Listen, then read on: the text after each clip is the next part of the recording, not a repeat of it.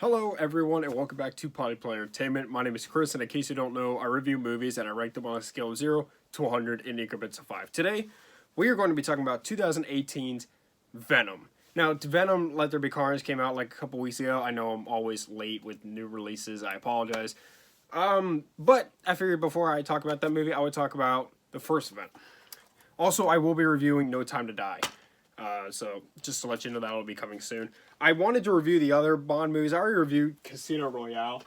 I wanted to review the other Bond movies first, but I didn't get a chance to rewatch them, but I'll review those at some point. So let's talk about Venom. So it came out in 2018. It stars Tom Hardy, Michelle Williams, and Riz Ahmed.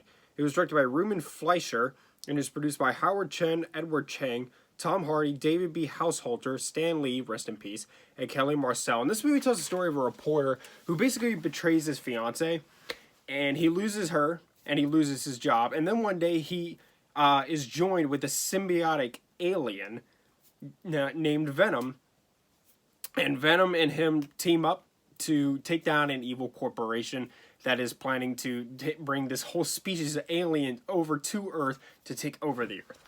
I went to see this with a friend of mine, and I really enjoyed it. But ever since then, I knew it wasn't perfect.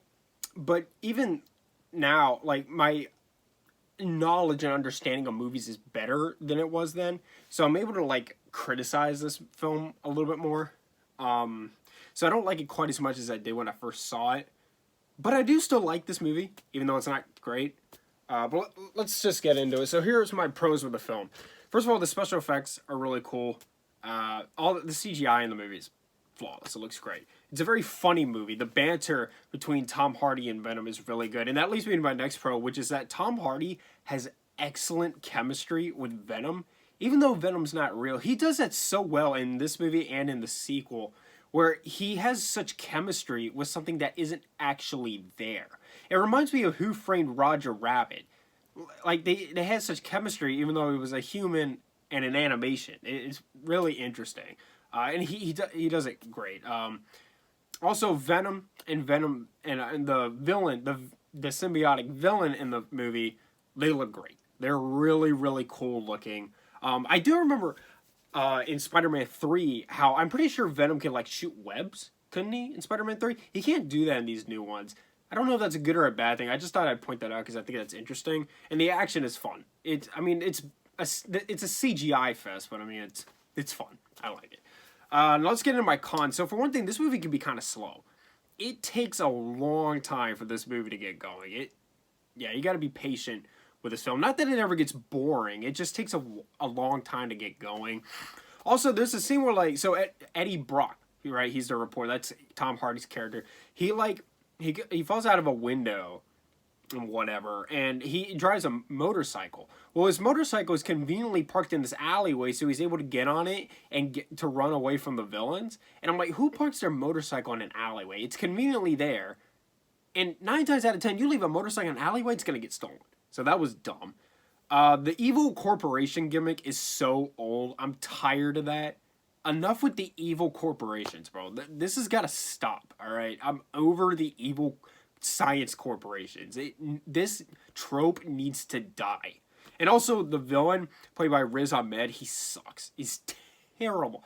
Terrible, terrible villain. One of the worst villains I've ever seen. I hated him. He was awful. And then my last con with this movie, and I'm going to complain about this when I review Venom Let There Be Carnage, is that this should have been rated R. Imagine how much this movie could have benefited from an R rating. It's cool to see Venom, like, bite people's heads off and stuff, but you don't really see him do it because they always cut away because it has to be PG-13. There's no blood in this movie. This could have been... I remember the Hellboy movie that came out a couple years ago. Nobody liked it, but I appreciated that it was R-rated, and they went all the way with that R rating. That was one of the things I actually liked about that film, was the fact that it was R-rated and it took advantage of that. That's what Venom needs to do. But Sony, which I can't stand... By the way, I hate Sony so much. They don't want to do that. You know why? Cha-ching.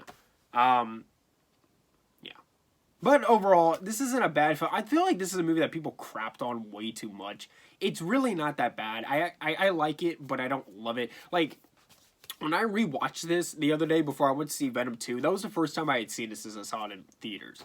So that's just goes to show I don't love it, but I like it. I'm going to give Venom a 75.